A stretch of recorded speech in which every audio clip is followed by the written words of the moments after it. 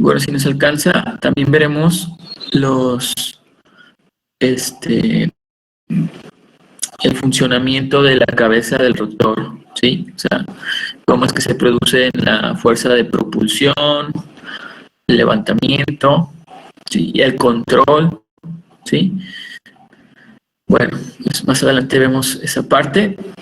Ahorita por lo pronto vamos a ver los principales componentes de un helicóptero que tiene una configuración convencional. Sí, a partir de aquí ya vamos a ver solamente este tipo de helicópteros, ¿sí? Que es la configuración más común. Es en el que nos vamos a centrar para desarrollar prácticamente todos los temas, ¿sí? Muy bien.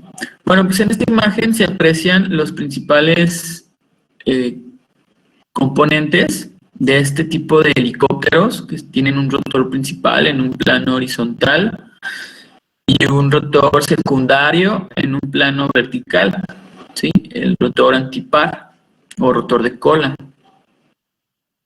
La mayoría de los helicópteros que tienen esta configuración pues tienen estos componentes. ¿Cuáles son esos componentes? Bueno, pues tienen obviamente un rotor principal, ¿verdad? Tienen el rotor principal, ¿sí? La cabeza del rotor es esta parte. Eso sí puede variar dependiendo del helicóptero, del modelo, ¿sí? Más adelante también vamos a ver cuáles son las diferentes configuraciones que existen de la cabeza del rotor. Pero bueno, en general, pues así está, ¿no? Son helicópteros con un rotor principal, un rotor secundario o sistema antipar. También vamos a ver más adelante qué tipos de sistema antipar pues existen. ¿Sí? Muy bien. ¿Qué más tenemos en esta configuración? Bueno, tenemos lo que se conoce como el tail boom, que es el brazo que sujeta, o bueno, es el cono que sujeta el estabilizador vertical, el estabilizador horizontal y el rotor de cola. Y es como un tubo. Bueno, pues ahí está, ¿no? ¿Qué más tenemos? Bueno, pues obviamente tenemos el motor del helicóptero. Ahí pues pueden ser diferentes tipos. Puede ser un motor turbo eje, turbo shaft, o puede ser un motor recíproco de pistones, ¿sí? Los helicópteros que son como de uso deportivo, así como pequeñitos, pues, como ultra ligeros o muy ligeros, utilizan motores de pistón. Pero ya los helicópteros más grandes, que son de 4 o 6 pasajeros o más, la mayoría pues utiliza motores turboshaft, ¿sí? Bueno, también tenemos lo que es la transmisión. La transmisión, bueno, es un componente mecánico que distribuye la potencia que está siendo suministrada por el motor, la distribuye a los rotores, ¿sí? Entonces, los rotores están sincronizados, ¿sí? Hay una relación directa entre revoluciones. Por ejemplo, en este caso, en el Bell 206, más o menos son como el rotor de cola da 6 revoluciones por cada revolución que da el rotor principal. Y esa relación es constante, se mantiene siempre, ¿sí? Y es la que tiene la transmisión. La transmisión es es la que ha sido diseñada para mantener esa relación constante, independientemente de las revoluciones que pueda entregar el motor, siempre se va a mantener constante, ¿no? Entonces, este, bueno, pues las revoluciones a las que salen del eje del rotor, la flecha del motor, pues, salen a muy alta velocidad, ¿verdad? Entonces, los rotores pues no giran a las mismas revoluciones que la flecha del motor. Entonces, la transmisión es como una especie de reductor, ¿sí? Una caja de reductora de velocidad, ¿sí? Que hace, disminuye la velocidad angular del eje, bueno, de la flecha, de las revoluciones que tiene el motor, la reduce esa velocidad y aumenta el torque, entonces las flechas de los rotores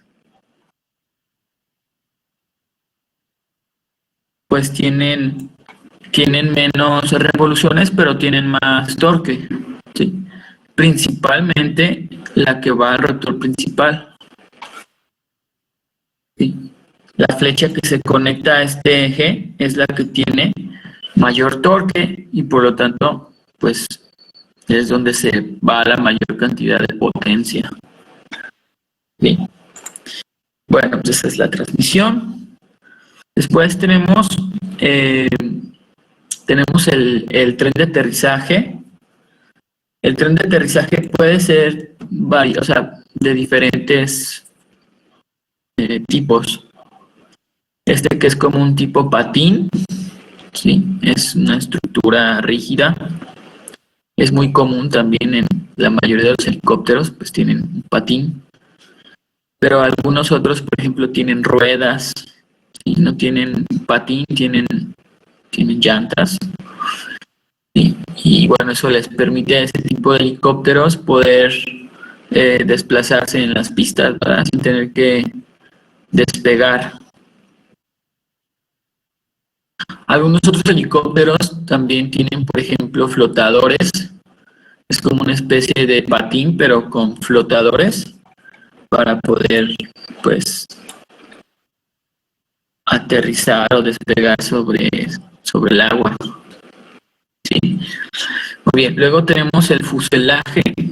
El fuselaje, pues, es el que tiene la carga útil y también los pasajeros, los pilotos, bueno, la tripulación. Sí. En el fuselaje, pues, está también la aviónica, está bueno, dentro del fuselaje pues están estos componentes, la transmisión, el motor, también está el tanque de combustible, ¿sí? Y bueno, pues los controles de vuelo, vaya, es la estructura principal, ¿no? Donde se unen todos los componentes y bueno, principalmente donde está la carga útil, ¿sí? Bueno, aquí se me olvidaba mencionar los estabilizadores, estabilizador horizontal, el fin o estabilizador vertical, ¿sí? También este tipo de componentes los tienen todos los helicópteros, ¿sí? Bueno, pues ahí está. No sé si tengan alguna pregunta o comentario.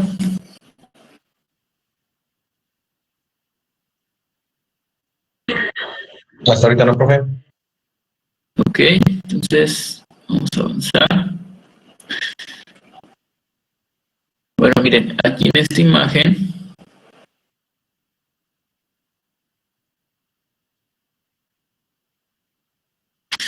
en esta imagen podemos ver un helicóptero.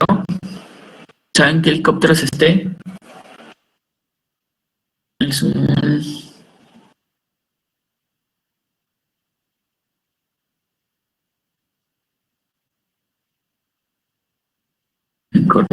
UH-1.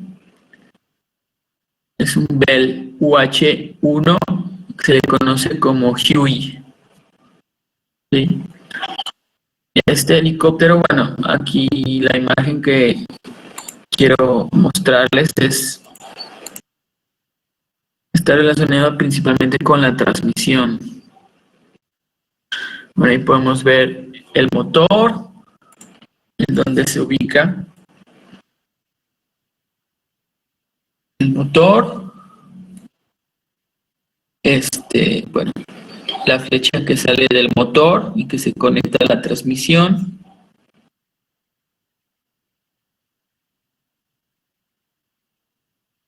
La transmisión de este helicóptero.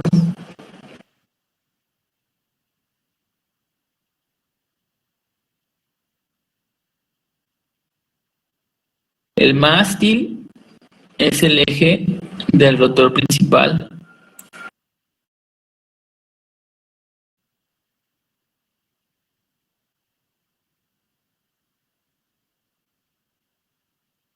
Y bueno, de la transmisión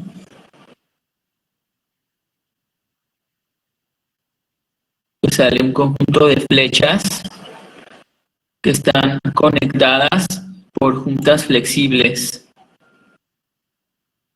o cardanes. ¿Sí? Es una flecha la que transmite la potencia del rotor de cola.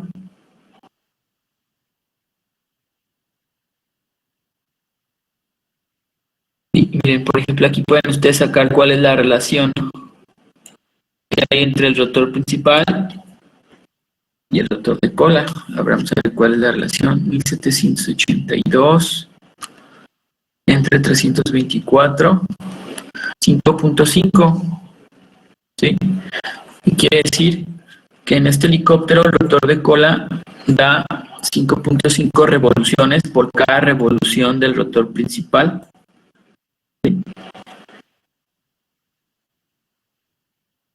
En un minuto, este rotor principal pues da 324 revoluciones, mientras que el rotor de cola da 1782. O sea, pues gira más rápido, ¿no? Bueno, pues ahí está. Entonces, por ejemplo, en el Bell 206, en el helicóptero que tenemos en la escuela, fíjense que está curioso porque el motor que utiliza el Bell, pues tiene como una caja de accesorios por donde sale la potencia a donde sale el eje, pues, del motor y se conecta a la transmisión. Pero en ese helicóptero en particular, hagan de cuenta que es un poco diferente. La transmisión,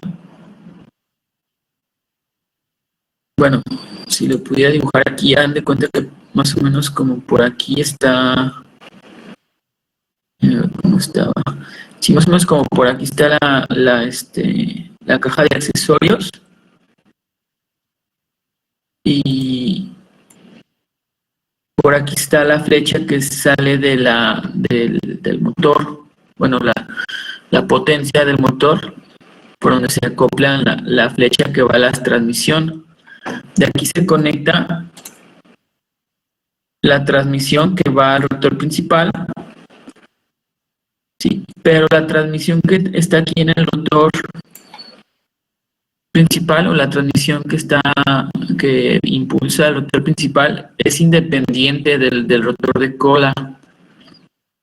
O sea, hay una transmisión para cada componente.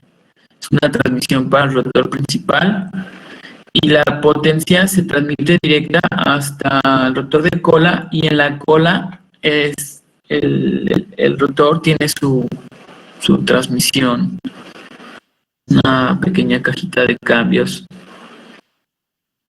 y ahí es donde se hace la reducción. Entonces, bueno, ese es un caso particular donde las transmisiones están separadas. Bueno, vamos a continuar.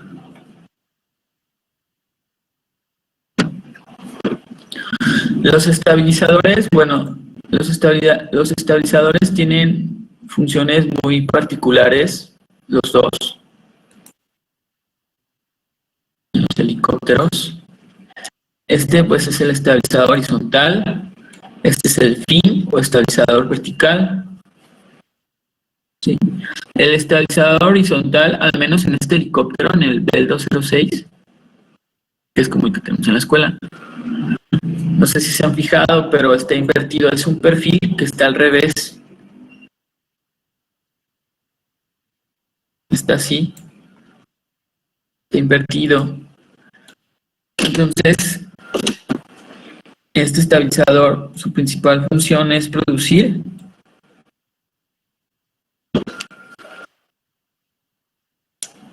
downforce, ¿verdad? Sustentación negativa. ¿Por qué razón? Bueno, más adelante que veamos como el funcionamiento del helicóptero, pues para que el helicóptero produzca propulsión, tiene que haber una componente de fuerza horizontal, ¿sí? Una vertical, que es el levantamiento, una horizontal, que es la propulsión. Y la resultante de esas dos componentes rectangulares es el empuje del rotor, ¿sí? Entonces, la componente horizontal tiende a hacer que la nariz del helicóptero baje, o sea, genera un momento en este sentido, de tal forma que el fuselaje se inclina hacia adelante. ¿Sí? Si lo pudiera dibujar aquí arriba, o a ver, lo voy a hacer en una imagen más claro. Bueno, imagínense que cuando el helicóptero va hacia adelante,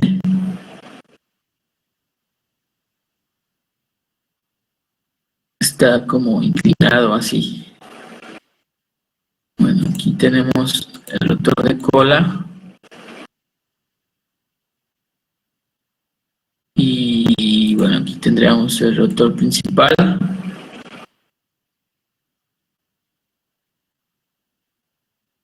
Vamos a suponer que está algo así.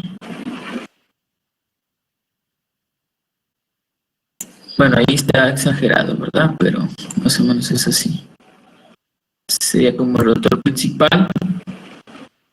Bueno, aquí estaría el tren de aterrizaje, ¿no? Entonces, ¿qué es lo que sucede? Pues el rotor se tiene que inclinar hacia adelante, ¿verdad? Para producir una fuerza de propulsión. Esa sería la resultante de las componentes que les digo, el empuje. Este sería el levantamiento y la fuerza de propulsión, pues es la componente horizontal que impulsa el helicóptero para que se pueda trasladar, para que pueda ir hacia adelante en esta dirección. ¿Sí? Entonces, esta es la velocidad, esta es la fuerza de propulsión, el vector azul, el vector rojo es el empuje, el vector verde pues es el levantamiento.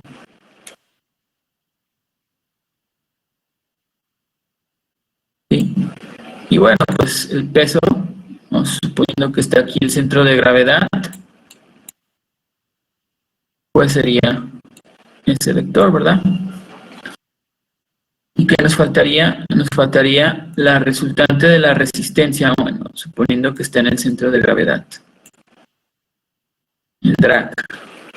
Y entonces, la fuerza de propulsión, ¿cuáles serían como las ecuaciones? Pues la fuerza de propulsión, bueno, aquí le vamos a poner fuerza de propulsión para que no se vaya a confundir con potencia. La fuerza de propulsión pues tendría que ser igual al arrastre, ¿verdad? Y el levantamiento pues tendría que ser igual al peso. ¿Sí? Entonces estas dos componentes, el levantamiento y la fuerza de propulsión, son componentes rectangulares del empuje. Bueno, cuando sucede esto, el fuselaje tiende a bajar. Bueno, la nariz, más bien, la nariz del fuselaje tiende a inclinarse hacia abajo. ¿Sí?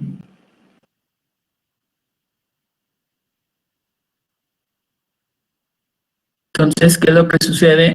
Lo que sucede es que pues el helicóptero, al no estar el fuselaje alineado con la trayectoria, pues genera más resistencia, ¿verdad?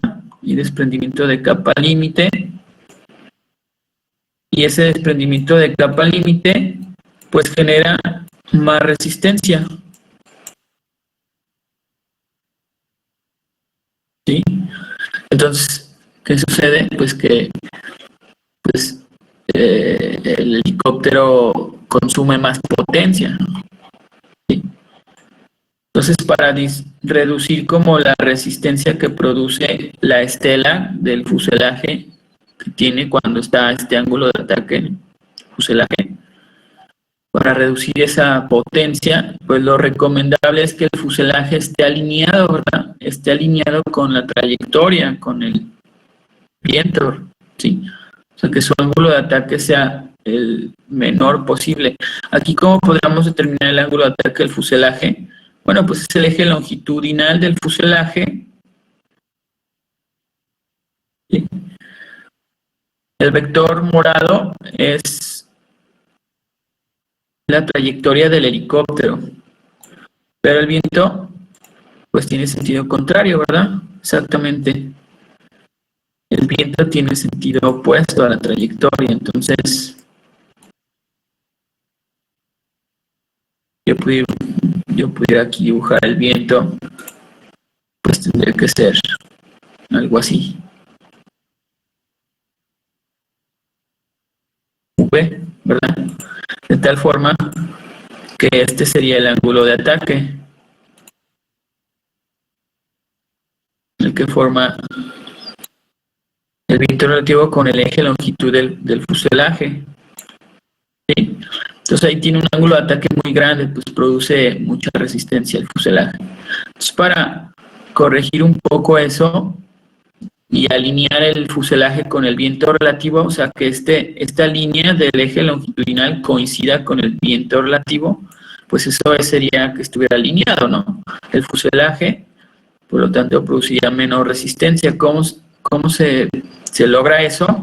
Pues tendríamos que jalar la cola, ¿verdad?, para abajo, para que produzca un momento con respecto al centro de gravedad y entonces alinee el fuselaje con el viento relativo. Bueno, ¿quién se encarga de hacer eso? El estabilizador horizontal. El estabilizador horizontal es el que se encarga de alinear el fuselaje con el viento relativo para que produzca menos resistencia, ¿sí? No sé si tengan alguna duda de esto o preguntas.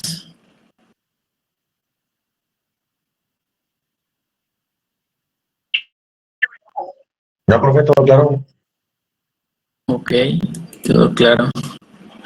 A ver, les voy a poner un ejemplo de eso que les digo ahorita, de lo que les expliqué.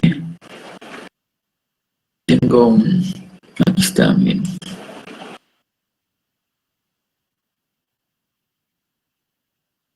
Les voy a poner desde YouTube.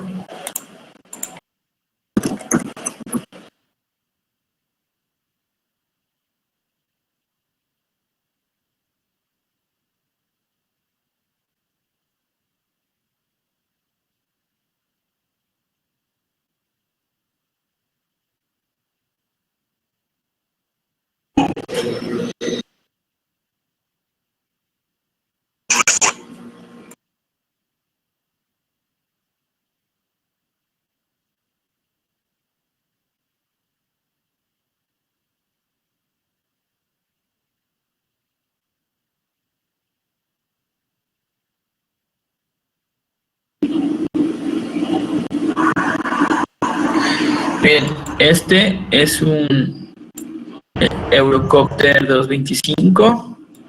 Es un helicóptero, pues, como de transporte de personal, ¿sí? Y quiero que vean, por ejemplo, despega verticalmente el helicóptero y después empieza a avanzar. ¿Sí?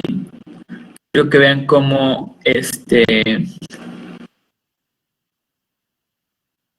se inclina el fuselaje y posteriormente se alinea con el viento relativo, bueno, o sea, con la trayectoria. El fuselaje después se alinea con la trayectoria, con el viento, ¿sí? Y eso, bueno, pues lo hace el estabilizador horizontal, ¿sí? A ver, ahí se los voy a poner.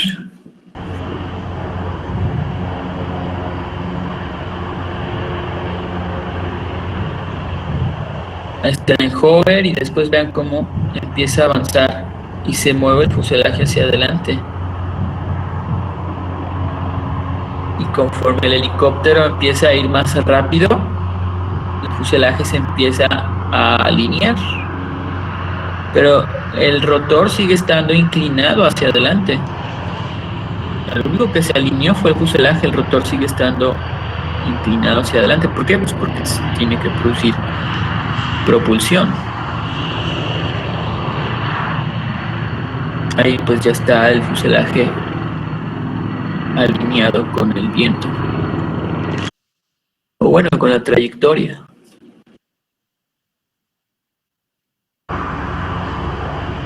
Bueno, pues ahí está en hover el helicóptero.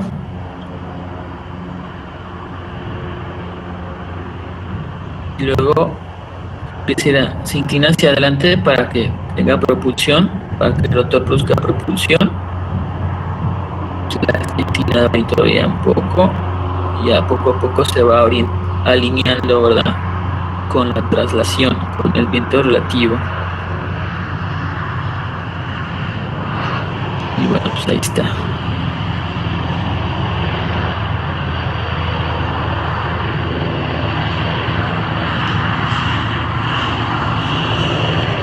Bien.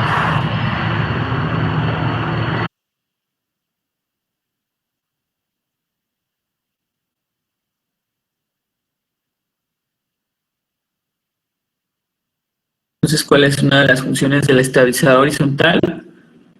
Pues esa, alinear el fuselaje con el viento relativo para reducir la resistencia parásita. ¿Sí?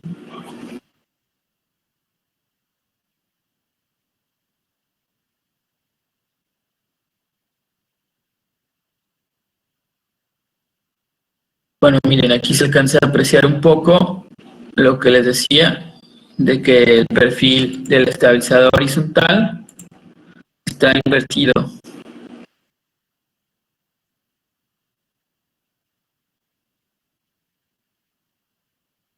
Muy bien, ahora vamos a hablar del fin o del estabilizador vertical.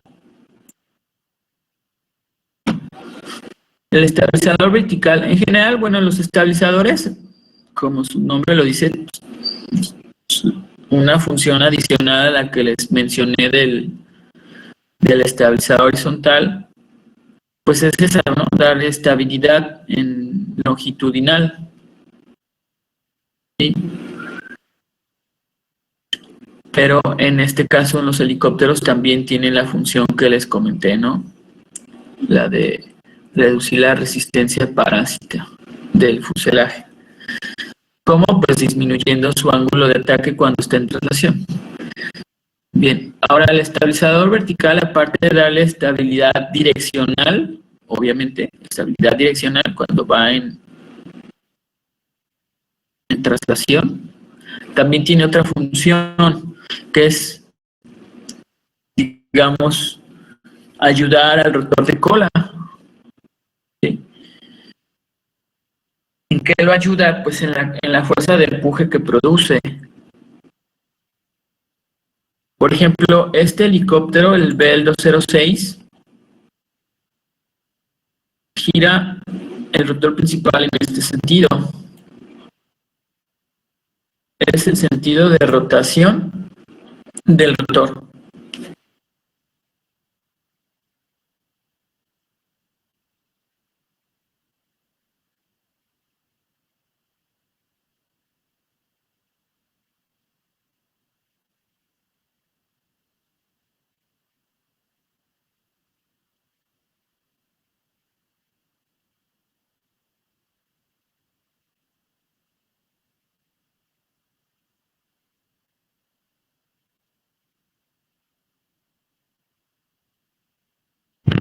Profe, está muteado su micrófono. Ah, perdón. Es que había estornudado y lo cerré y pues ya no me fijé. Ok, gracias. Bueno, les decía que el rotor principal gira en el sentido que dibujé con la flechita roja. El torque del rotor principal gira en sentido contrario, ¿no? Es la reacción, que es el torque, es la flechita, tiene, en este caso, para este helicóptero, pues el sentido del torque es el de la flechita azul. Es la dirección en la que giraría el fuselaje, ¿sí? Y entonces, para evitar que el fuselaje gire, ¿verdad? Eso no suceda, el rotor de cola entonces tiene que compensar este torque, ¿verdad? ¿Cómo lo hace? Bueno, pues el rotor de cola produce una fuerza de empuje en este sentido para que multiplicado por la distancia o el brazo de palanca que hay, que es la distancia entre los ejes, ¿sí? El vector de fuerza de empuje del rotor de cola multiplicado por la distancia entre los ejes, pues va a dar un momento, produce un momento que es igual al torque, ¿verdad? Por X. Y entonces el helicóptero pues está en equilibrio, al menos en momentos, en la dirección de su eje axial, bueno, del eje axial del helicóptero. Respecto al eje axial, bueno, así se compensan los momentos.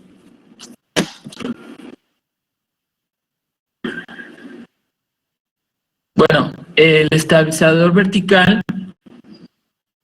cuando el helicóptero va hacia adelante, produce sustentación, ¿sí?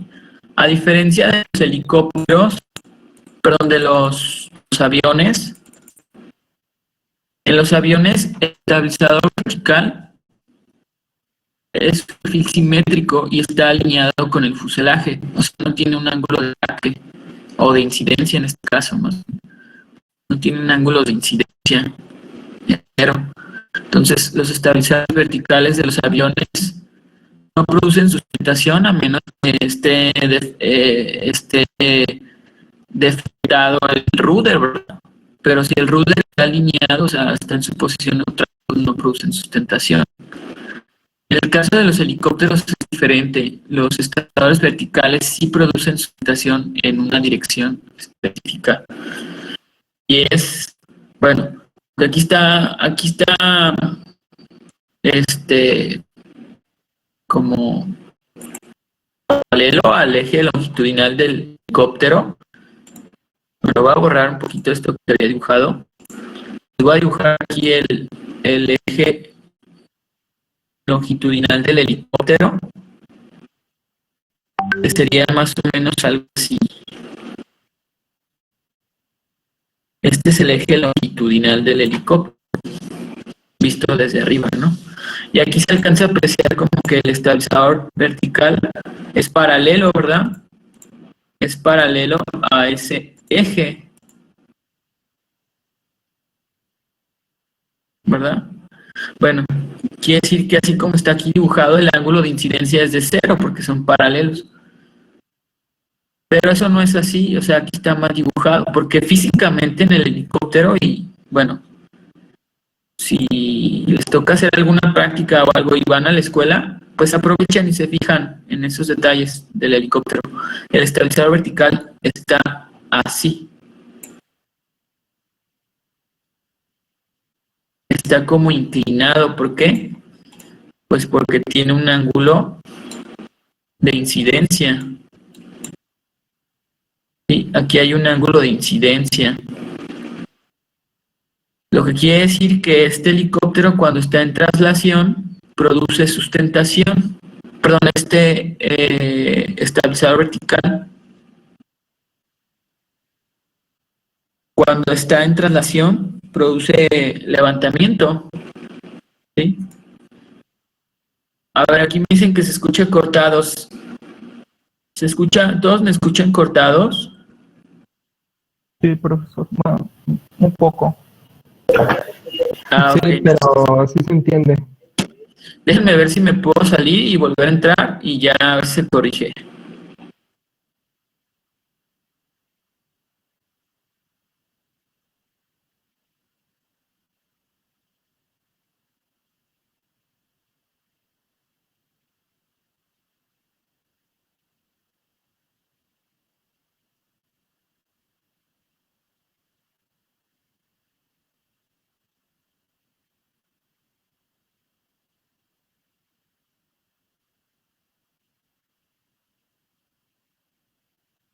A ver, ya regresé, ya retorné. Espero que se escuche mejor. Si no, pues me dicen y vuelvo a intentar salir y entrar.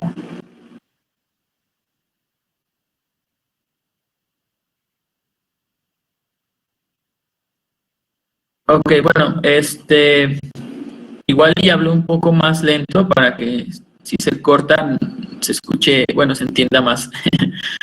Ok, entonces lo que les comentaba ahorita es que el estabilizador vertical de los helicópteros, casi de la mayoría, tienen un ángulo de incidencia. ¿Para qué? Bueno, para que en traslación los estabilizadores verticales produzcan sustentación y ayuden al rotor de cola, ¿sí? De esa manera el rotor de cola pues va a consumir menos potencia. ¿Se acuerdan que ahorita en este helicóptero particular les dije que el rotor de cola producía empuje en este sentido? A ver, lo voy a dibujar. El rotor de cola produce empuje en esta dirección, ¿sí? Bueno, pues cuando el helicóptero está moviéndose hacia adelante, cuando está avanzando en este sentido, el estabilizador horizontal produce sustentación en este sentido.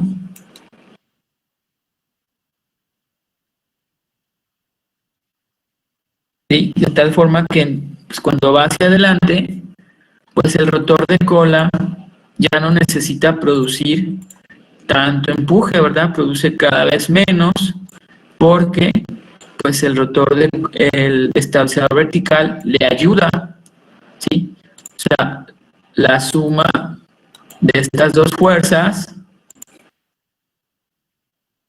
es lo que da origen al par, ¿verdad? Bueno, esa sumatoria de fuerzas multiplicado por la distancia entre los ejes, pues va a ser igual al torque que produce el rotor principal, ¿sí? Entonces, el estabilizador vertical tiene esa función. En traslación, pues ayuda al rotor de cola. A ver, ¿hasta aquí tienen alguna pregunta?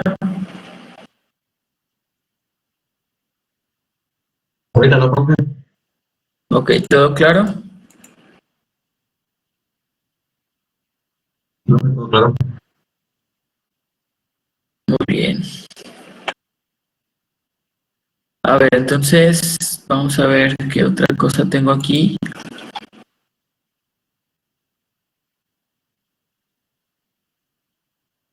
Bueno, el siguiente tema sería los controles de vuelo, pero bueno, ese lo vamos a ver después. Ahorita le vamos a pausar en este tema y vamos a ver, ahora sí, el funcionamiento de la cabeza del rotor, ¿sí? Ahorita, pues en mi dibujo les expliqué lo que tiene que hacer el rotor para poder avanzar, ¿verdad? Para poder moverse hacia adelante. Bueno, vamos a ver mecánicamente cómo es que se consigue esto, ¿sí? Bueno, a ver. Para eso necesito cargar otra presentación.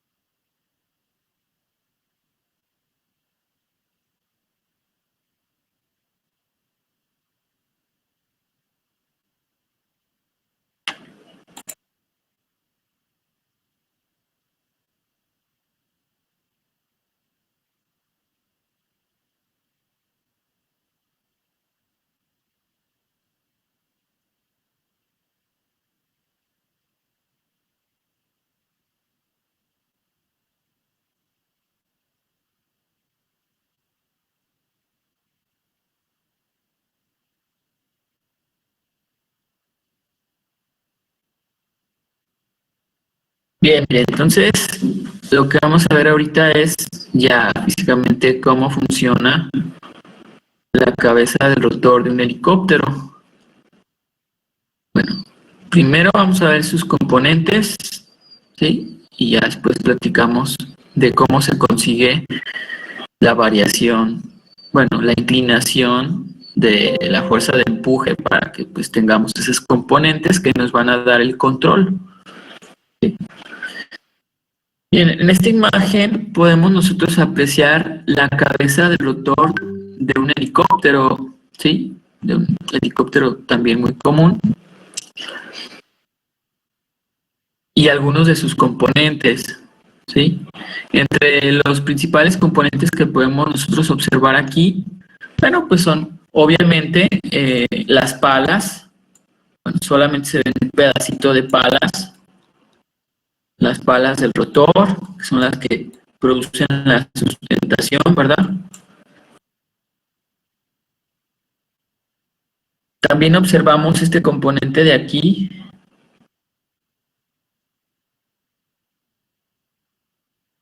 Ese componente es el que une las palas del rotor con el eje del rotor o el mástil. El mástil es la flecha, ¿sí? del rotor. Es un eje hueco, está hueco, pues, pero es de pared más o menos gruesa y es el que transmite la potencia al rotor, o sea, el que está girando, pues. Entonces, aquí viene como el rotor hub. Ese es el cubo, o el cubo es el que une las palas con el eje.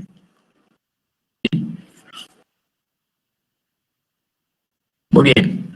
Después también podemos apreciar aquí el componente mecánico que nos permite la variación colectiva y la variación cíclica del ángulo de paso de las palas, ¿sí? Del rotor. Este componente se le conoce como plato oscilante en español. En inglés se le conoce como swatch plate, ¿sí? Este es el que hace la variación colectiva y cíclica del ángulo de paso. Bien, ¿qué es el ángulo de paso? Hay que definirlo para que sepan a qué me refiero. A ver, voy a usar aquí la pantalla. Bueno, imagínense esta línea que voy a dibujar ahora. Sería como el eje de rotación del rotor, ¿sí? Y si nosotros nos paramos como a un lado del rotor, podríamos ver como transversalmente la forma del perfil de las palas, ¿no? Vamos a dibujar la pala de un rotor. Bueno, antes de eso voy a dibujar el plano del rotor. Sería perpendicular a este eje, ¿verdad? Ese sería el plano del rotor. Ahora voy a dibujar la pala.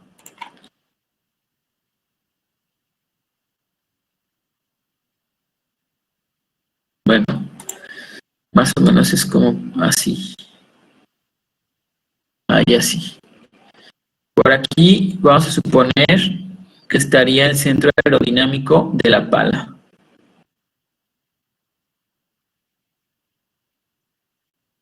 Es decir, con respecto a este eje vamos a tener la articulación del feathering o del paso, del cambio de paso. O sea, con respecto a ese punto, la pala va a poder girar. Va a poder girar hacia allá o hacia acá. ¿Sí? Va a poder modificar su ángulo de paso. ¿Sí? ¿Cuál es el ángulo de paso entonces? Pues es sencillo, es el de la cuerda, el que forma suponiendo que es un perfil simétrico, pues es la cuerda del perfil con el plano de rotación. Este es el ángulo de paso y es teta. ¿Sí? Entonces, nosotros podemos aumentar teta o disminuir teta teniendo como referencia esta articulación, que es la del feathering. ¿Sí? Bueno, el plato oscilante es el componente mecánico que modifica este ángulo. Y si nosotros modificamos este ángulo, implícitamente vamos a modificar el ángulo de ataque. ¿Sí? Que también están relacionados estos dos. No se modifican en la misma proporción, pero sí hay una relación. Bueno, es el ángulo de paso.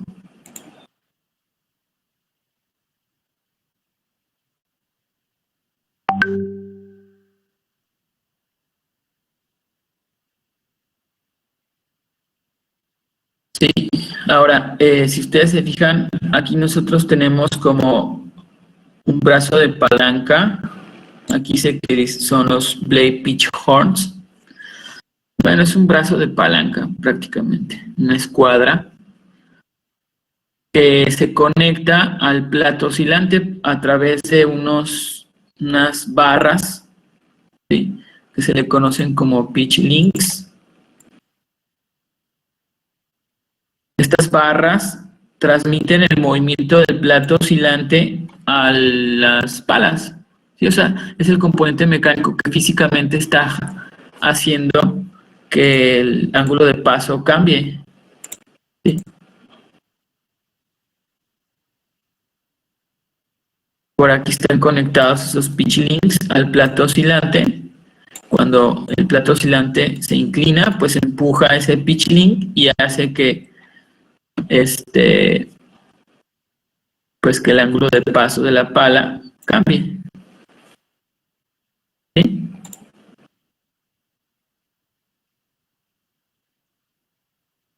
Ok, entonces, bueno, vamos a continuar.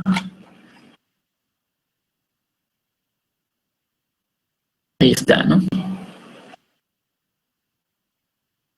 Bien, también tenemos otro componente muy importante que es este de aquí, es como una tijera, si ustedes ven.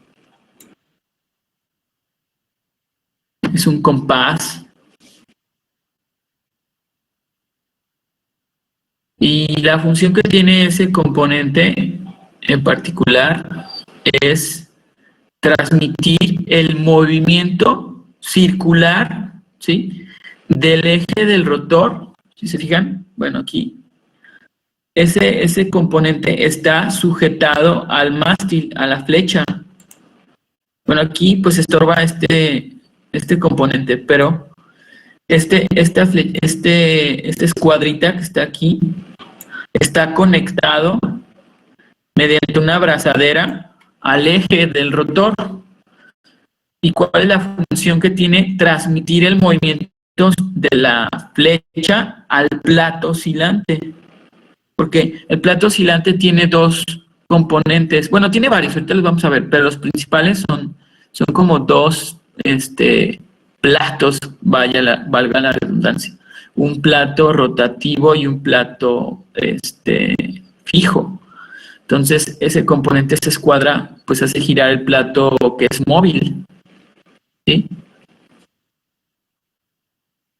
¿Para qué? Pues para que el plato oscilante esté sincronizado con el movimiento de las palas y pueda, pues, conectarse los pitch links y que estos no sufran esfuerzos. O sea, si no existiera esta escuadrita que está aquí, pues todo el movimiento de torsión lo estaría cargando los pitch links, pero la función de los pitch links no es esa.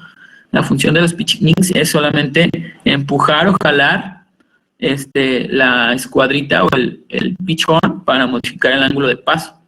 No es transmitir el movimiento circular del plato oscilante a las palas, ¿sí? Bueno, al rotor para que esté girando. Solamente modificar el ángulo de paso. Sí, entonces, bueno, ahí está. Después tenemos otros controles, que son estos. Por aquí ya no se alcanzan a ver.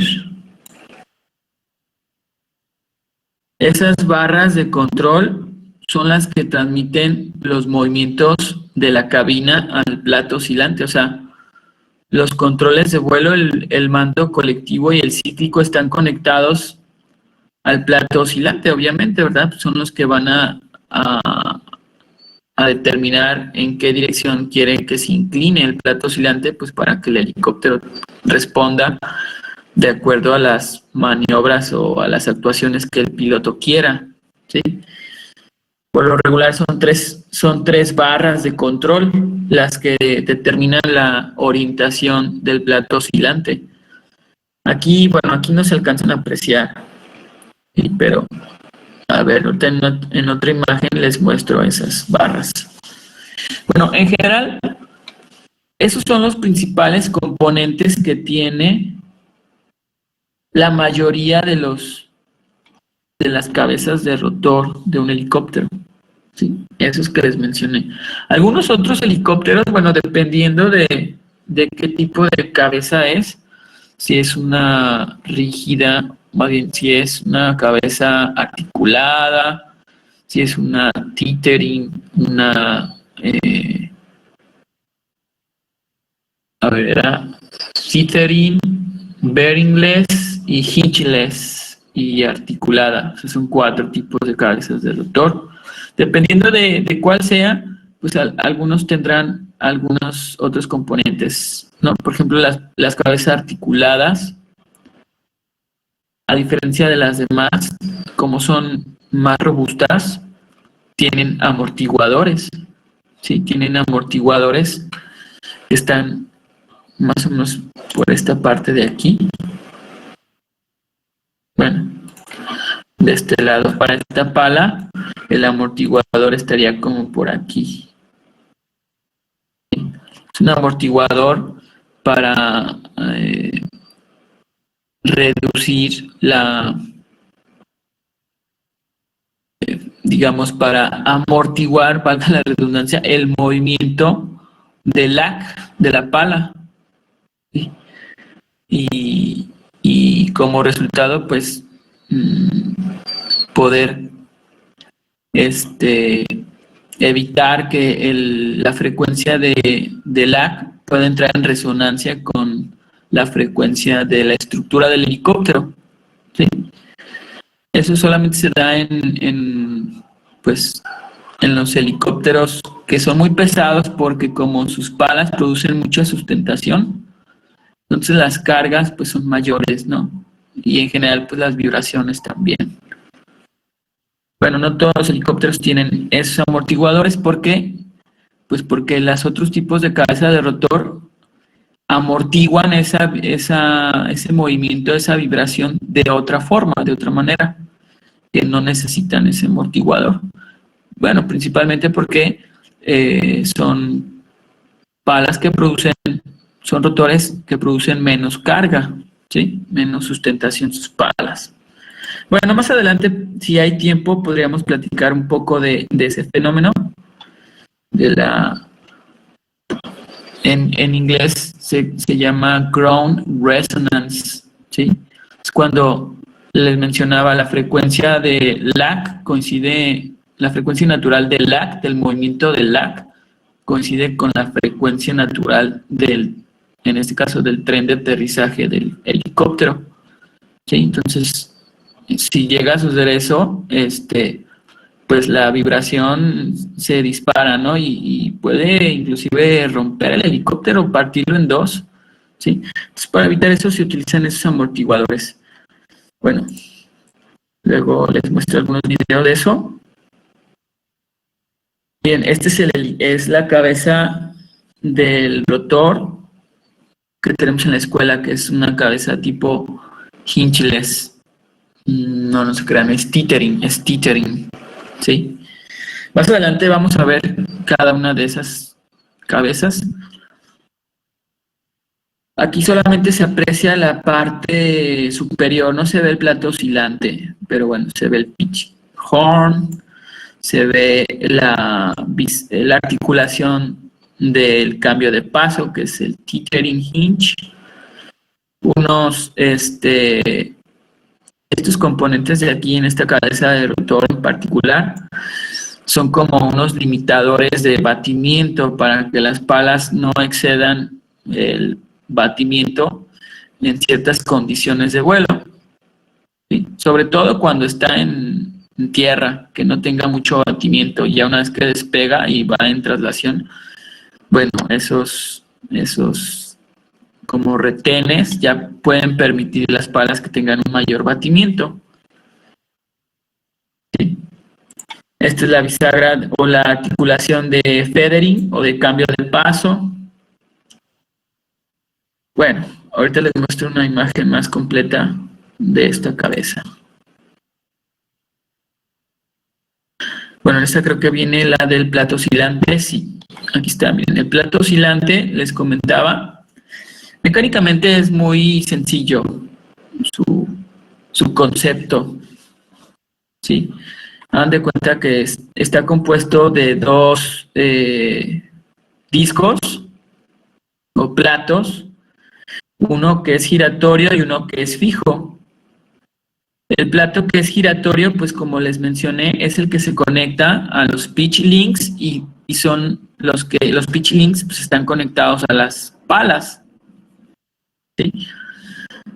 Y como están conectados a las palas, pues este disco tiene que girar igual a la misma velocidad angular que las palas, ¿verdad? Bueno, el plato fijo, ¿sí? El plato fijo es el que tiene los controles o los que están conectados a los controles de vuelo, ¿sí? Entonces, están como entre ellos, entre estos dos platos están unidos, vaya, pero tienen rodamientos entre ellos para poder permitir el giro del plato que está en la parte de arriba, ¿no? El plato móvil, ¿sí? Bueno, adicionalmente hay una rótula, es como una esfera hueca en donde pasa el eje del rotor. Y esa rótula lo que permite es que el plato fijo, ¿sí?, pueda inclinarse, ¿sí?, con respecto al eje del rotor. Y no solo eso, también puede trasladarse respecto a ese eje. Sí, o sea, el plato oscilante puede moverse en esta dirección sobre el eje, trasladarse sobre el eje y aparte puede inclinarse en cualquier dirección, ¿sí?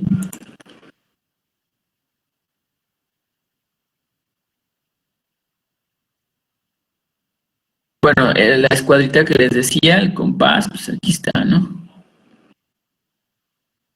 Transmite el movimiento angular del eje del mástil al plato móvil del swatch plate o del plato oscilante, ¿sí? ¿Qué más? Creo que aquí ya viene... Bueno, miren, aquí sí se alcanza a apreciar un poquito de manera esquemática el, la cabeza del rotor del Bell 206. ¿Sí? Tenemos aquí el plato oscilante. Tenemos el compás que les decía. Y bueno, estos son son los brazos de palanca en donde están los controles de vuelo. Aquí va uno, bueno, aquí va un brazo de palanca, perdón, ahí va un control, aquí va otro y aquí va otro, son 3. ¿Sí? A ver, miren, les voy a poner una animación para que vean cómo se da la variación colectiva y cíclica del ángulo de paso. Y ya después vemos porque a lo mejor está un poquito más, bueno, a pesar de que aquí tienen las vistas de cómo se mueven las palas, se me hace más didáctico el otro video. Luego les pongo Déjenme buscarlo aquí y se los muestro.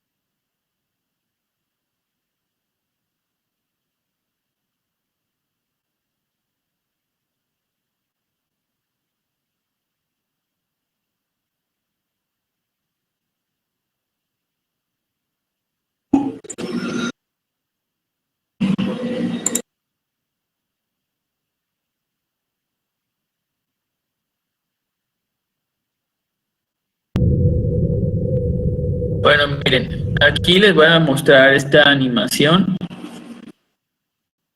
de cómo funciona el plato oscilante y, bueno, la variación colectiva y variación cíclica. ¿Sí? Bueno, pues ahí podemos apreciar esta parte de aquí, que es el plato giratorio. Bueno, ahí están los controles que les decía. Están conectados a la cabina. Son esos 3 pistones que están acá. De aquí, bueno, no sé si se ve el mouse, pero son los pistones que tienen como la camisa blanca. O el cilindro blanco. Son 3. ¿El rojo que sería, profe, como un tipo tope para no...? Ajá, es como una guía, es como la escuadra que tenemos acá. Ah, okay. Para que no gire el plato fijo. Sí, porque tampoco los pistones, su función es soportar esfuerzos de ¿cómo le llaman? De torsión. La torsión la soporta este componente que es como una tijera. Los pistones blancos son los que controlan el plato oscilante. ¿Sí? Entonces, miren, cuando el plato oscilante se traslada sobre el eje del rotor, les voy a decir.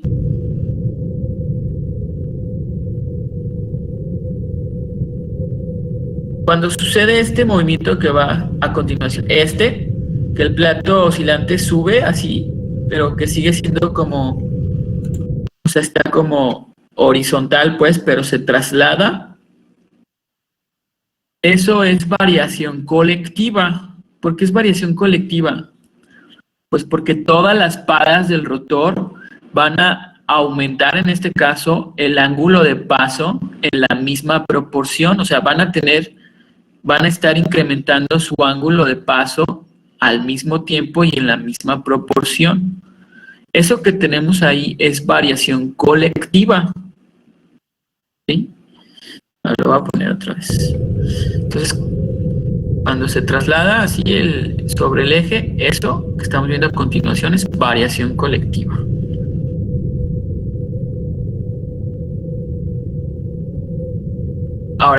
Ahora, en este momento, si se fijan, ahora el plato oscilante se inclina. Se inclina. Cuando sucede esto, lo que tenemos es variación cíclica del ángulo de paso. ¿Y qué quiere decir?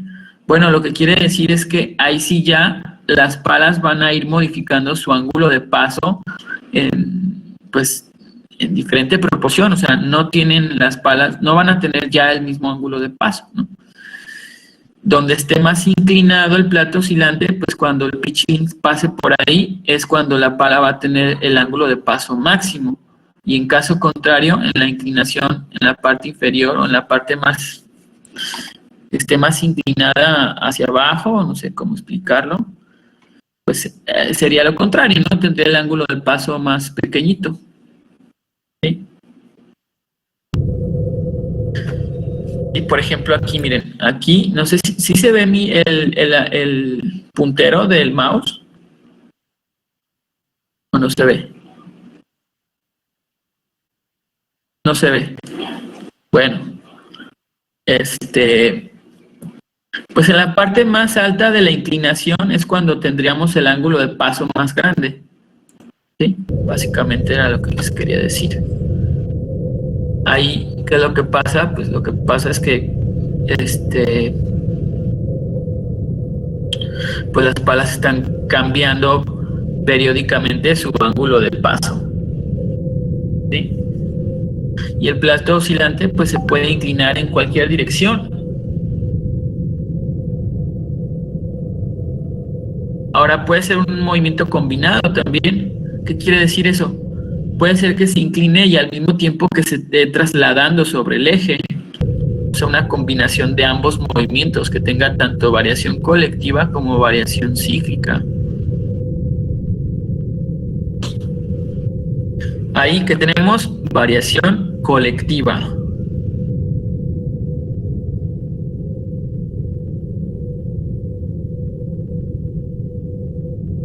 Variación colectiva.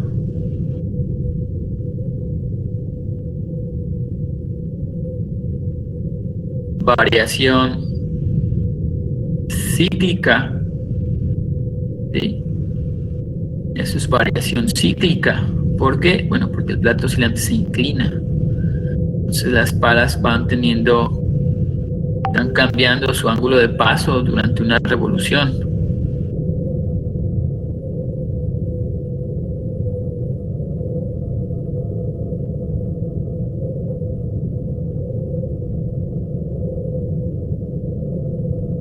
Variación, sigue siendo variación cíclica.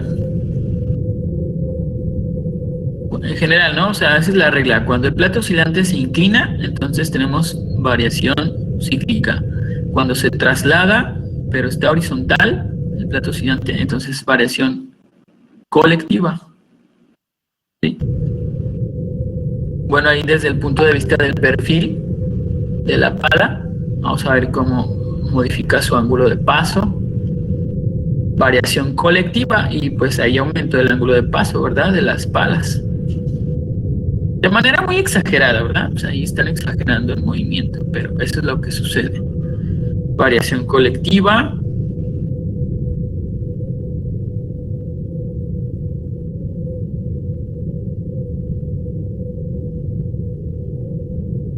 Variación cíclica.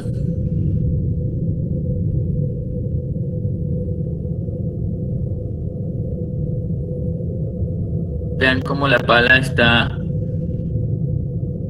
pues cambiando constantemente su ángulo de paso, ¿no? Durante una revolución.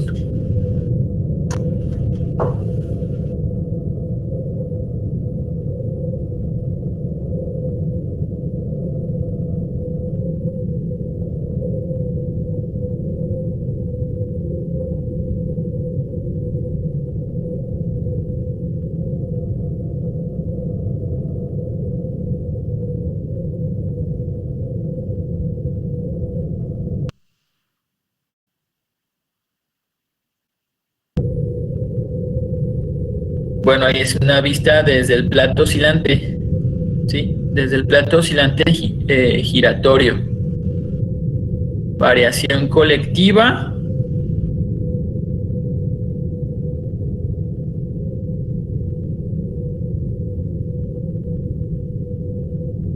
variación colectiva.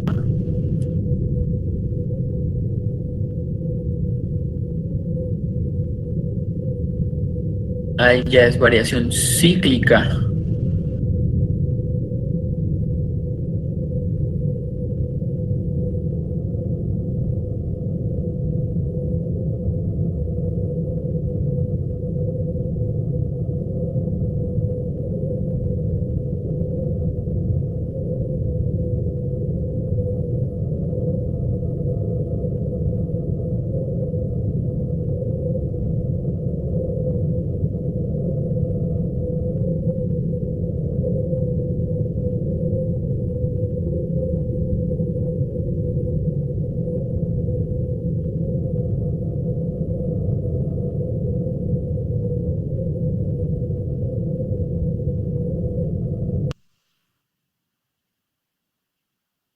Bueno, pues ahí está, ¿no?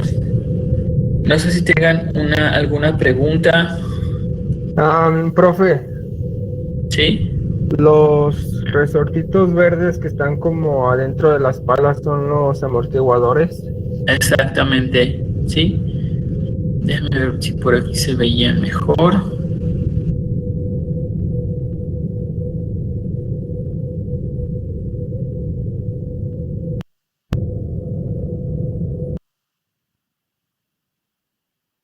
Sí, miren, esto que están en la parte interna son los amortiguadores que les decía. O sea, aquí están simulando la cabeza de rotor de es una cabeza de rotor articulada.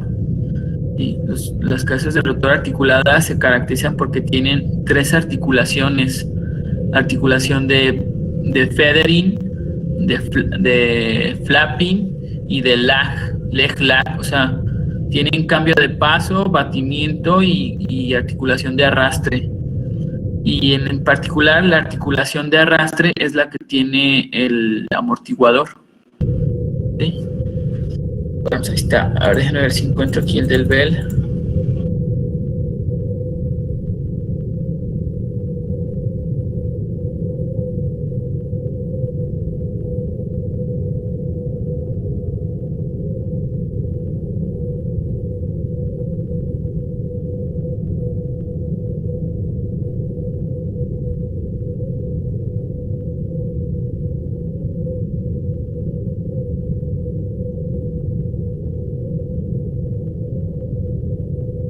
También es una animación, ¿eh?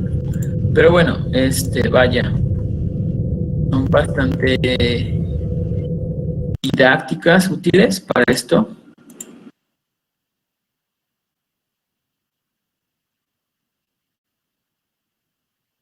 Miren, este es el del Bell. Bueno, esta cabeza de rotor es diferente, es una eh, tipo tethering.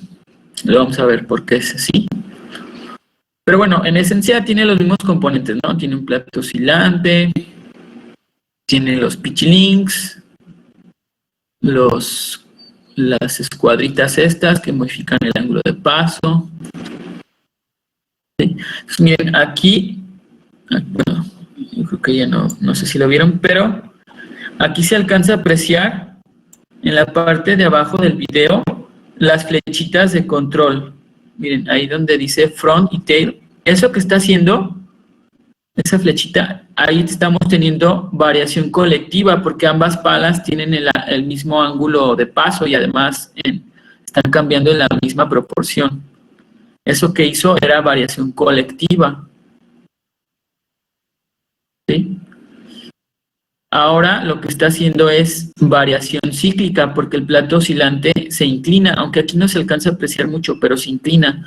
Y vean cómo las palas, pues ahora ya tienen como diferentes ángulos de paso dependiendo de su posición en la rotación. Eso es variación cíclica. ¿Sí? Es lo mismo, o sea, si el plato oscilante se inclina, es variación cíclica, independientemente de hacia dónde se incline. Vean cómo las palas tienen diferentes ángulos de paso. Solamente cuando es variación colectiva, entonces Solamente cuando es variación colectiva, pues tienen el mismo ángulo.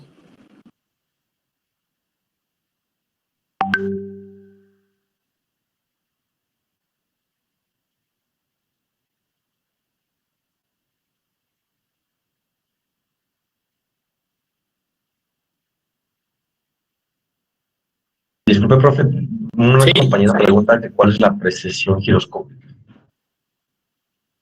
A ver. Bueno, la precesión giroscópica es un fenómeno que sucede en los cuerpos que giran, ¿sí? En los cuerpos giratorios. En este caso, pues sucede en un helicóptero también, ¿no? En el rotor de un helicóptero. Pero en esencia, ¿qué es?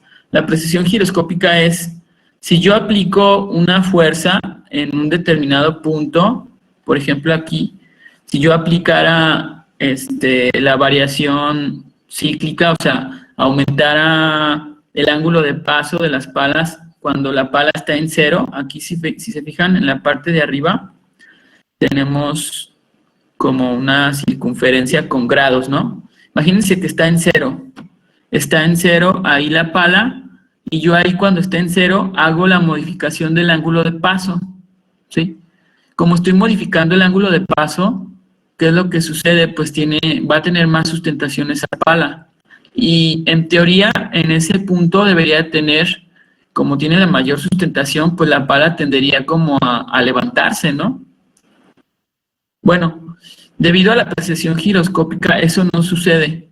O sea, a pesar de que yo estoy aplicando la excitación en el punto cero, el efecto que es que la pala se levante no se da exactamente ahí o de manera instantánea, sino se da 90 grados después, ¿sí? Es decir, yo la excitación la aplico en cero, pero el efecto que es que la pala se levante no se va a producir sino 90 grados después, o sea, va a tener un retraso, ¿sí? Y ese retraso es debido a la precesión giroscópica. Eso es básicamente, ¿no? Eso se da en movimiento armónico, esa es una condición de resonancia, ¿sí? Y sucede cuando la frecuencia de excitación coincide con la frecuencia digamos en este caso del movimiento, la frecuencia de operación, por decirlo así. Cuando la frecuencia de excitación coincide con la frecuencia natural del movimiento, entonces se tiene una condición de resonancia. Y en particular, cuando sucede eso, el desfase es de 90 grados, ¿sí? Pues una condición del movimiento armónico, ¿sí? Es básicamente eso. O sea, ya físicamente es lo que sucede. Si tú haces la excitación en cero, pues la respuesta no se va a dar inmediatamente o instantáneamente, sino va a tener un retraso, y en este caso particular es de 90 grados. ¿Y por qué sucede eso? Bueno, porque este sistema, este tipo de cabezas de rotor que son tipo tethering, en donde la articulación de batimiento pasa por el eje del rotor, bueno, la frecuencia natural del movimiento de esta configuración coincide con la frecuencia de excitación, ¿sí? Entonces, pues como es una condición de resonancia, cuando eso sucede, pues se tiene ese desfase de 90 grados, ¿sí? Es básicamente lo que les puedo mencionar al respecto. Más adelante igual, pues veremos más casos. Bueno, les iba a mostrar otro video, pero ya no alcanzamos, entonces aquí le vamos a dejar. La siguiente clase continuamos, vamos a seguir viendo todavía esto del tema del plato oscilante. Vamos a ver más videos y bueno, vamos a platicar exactamente de los efectos, ¿no? O sea, ahorita ya vimos que hay variación colectiva y variación cíclica, pero ¿eso qué, no? O sea, ¿eso para qué sirve? Bueno, es lo que vamos a ver en la siguiente clase, o sea, qué consecuencias tiene que tengamos esos movimientos, ¿sale? Bueno, pues hasta aquí le dejamos y nos vemos la siguiente clase. Saludos. Dale, profe, gracias. Vale, profe, Gracias, hasta luego.